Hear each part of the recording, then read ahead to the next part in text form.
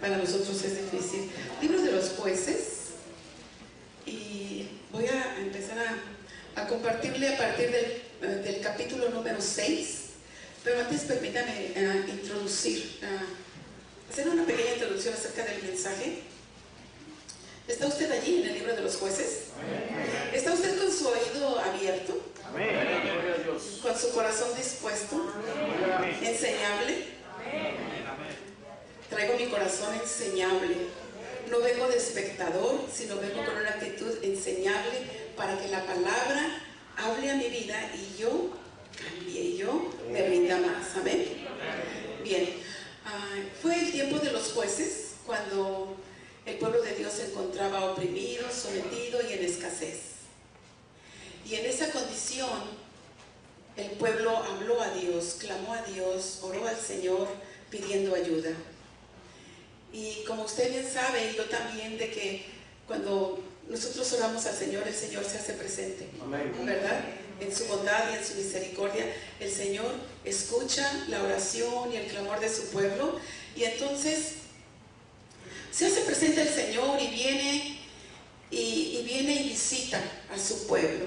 Les habla diciendo que no teman a los madianitas. Los madianitas eran los madianitas, los amalecitas y los hijos del oriente que venían en contra del pueblo y los tenía sometidos. Sometidos, ¿cómo? Les robaba sus animales, les robaba sus alimentos, sembraba el pueblo de Dios.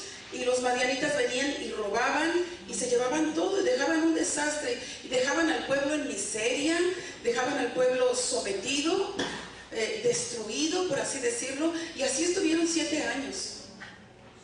Hasta que el pueblo se cansó y no quiso vivir más así y pidió ayuda a Dios. Y entonces Dios se hace presente a través de un profeta anónimo y les dice que no le teman. Que no teman a los enemigos. Pero como el pueblo enemigo, los madianitas eran muy crueles, viene el Señor y en medio de todo el pueblo elige a alguien, elige a un varón. Y a mí me encanta ver cómo Dios elige a los varones. ¿Sabe? Porque los varones son el símbolo de la fuerza y también son la cabeza. Son la cabeza, son los líderes. Qué hermoso cuando un varón dirige el hogar. Y también la iglesia. Así que viene el ángel de Dios y se presenta delante de Gedeón, que significa guerrero. Y voy a empezar a leer a partir del verso 11 de Jueces capítulo 6. Y dice la palabra de Dios: y vino el ángel de Jehová y se sentó debajo de la encina que está en Ofra, la cual era de los... Eso es para saber, por eso digo.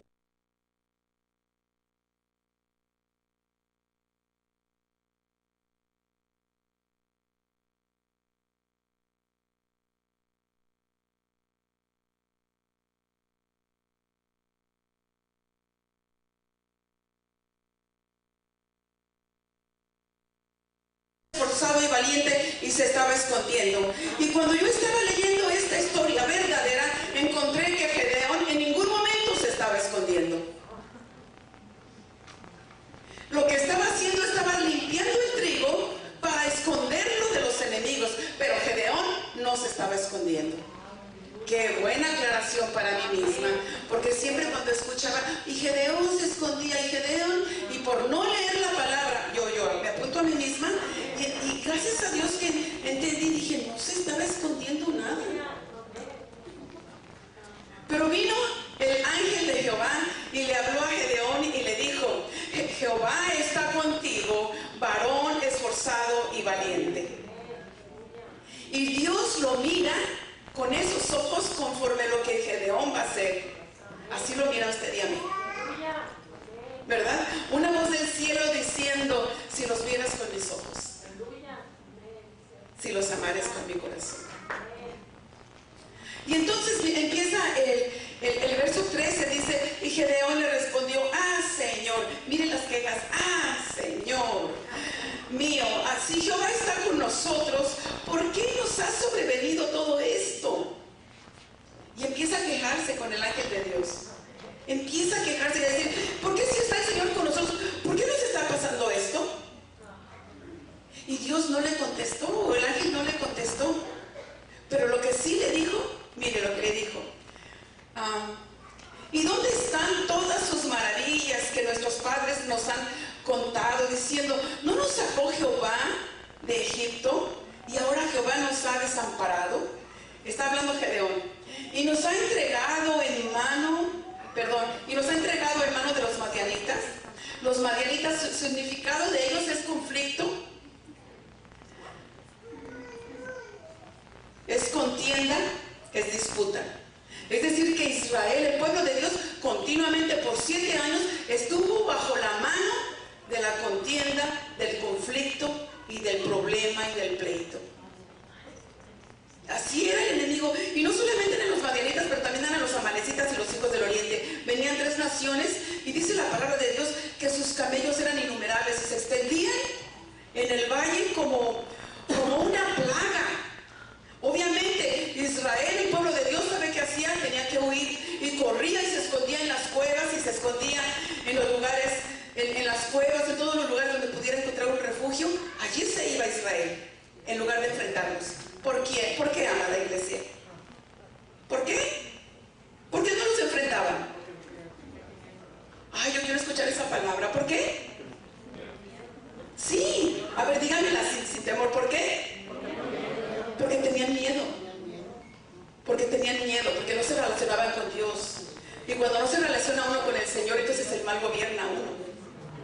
Y el pueblo entonces estaba con miedo, con un profundo miedo, y preferían ir y correr y esconderse. Y el Señor escoge a Gedeón, y en el verso 14 le dice, y mirándole Jehová le dijo, ve con esta tu fuerza y salvarás a Israel de la mano de los madianitas. ¿No te envío yo? ¡Qué palabra más poderosa! ¡Qué palabra más poderosa! Elige a un hombre que está haciendo algo, que está haciendo algo por su casa, por su familia, tal vez todavía no por la nación, pero por su casa, y le dice, ve con esta tu fuerza. ¿Pero cuál fuerza, mis amados? Ve con esta tu fuerza, le dijo el Señor, y salvarás a Israel, salvarás al pueblo, lo vas a salvar. ¿Qué privilegio nos da el Señor de ser elegidos para ir y llevar buenas nuevas al perdido? Déjeme darle hacer un paréntesis. El evangelismo, le voy a decir lo que es un necesitado yendo afuera a buscar a otro necesitado y diciéndole, ¿dónde está el pan? Amén, aleluya. Aquí está el pan. Eso es evangelismo.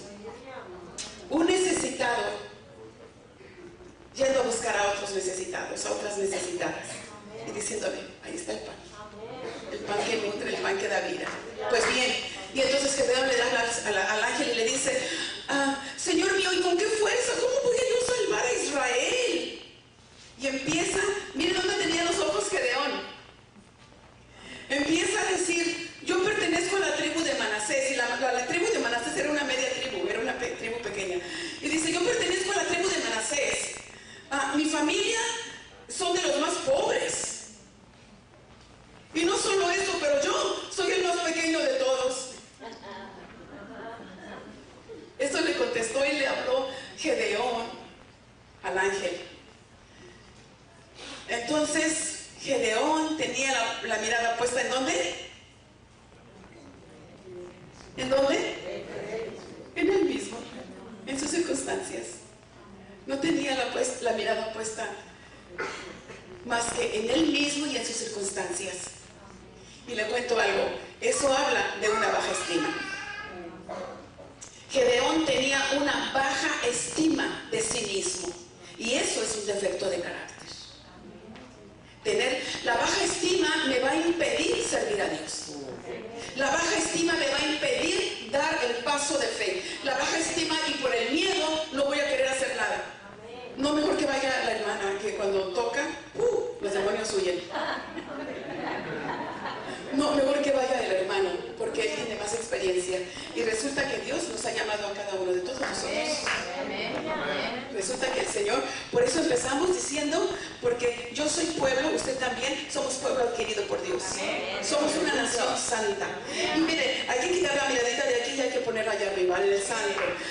Somos una nación santa. Él nos ha llamado para anunciar las virtudes de aquel que nos llamó de las tinieblas y nos trajo a su luz admirable. Y entonces empieza el ángel a tratar con Gedeón. Y no lo soltó, bendito sea Dios que no lo soltó. Y Gedeón tenía un miedo, pero miedo que tenía. Y le empezó a poner excusas y pretextos. Señor, ¿con qué fuerza? Yo soy pobre, yo soy el más pequeño. Y dijo, pero si fuiste tú el que me habló, déjame hacerte un sacrificio y una ofrenda. Y entonces va y le prepara pan sin levadura. La levadura representa ¿qué, amada iglesia? La levadura es un agente de corrupción, la levadura representa orgullo. Y viene Gedeón y le ofrece al ángel de Dios, le ofrece el sacrificio, pan sin levadura. Su ofrenda que le dio, se la dio sin orgullo. De una manera sincera, de una manera pura.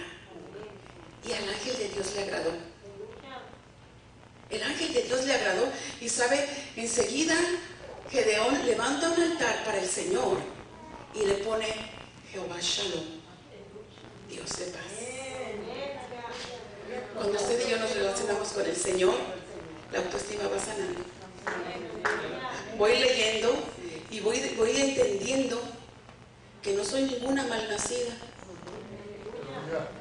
sino que nací por la voluntad de Dios. Y con todo respeto, no por voluntad de papá y mamá, sino por voluntad de Dios. Y digo con todo respeto porque mi papi y mi mami están aquí. Pero fue voluntad de Dios. Y usted también. Usted también nació por voluntad de Dios. Y entonces Dios empieza a decirle, bueno, la primera prueba que te voy a poner es la prueba de la obediencia. Gedeón, ve y derriba el altar de Baal que está en la casa de tu papá. Está con tu familia, Gedeón. Está en tu casa, con los tuyos. Y Baal significa el que se cree dueño, el que se cree señor. Mejor lo leo.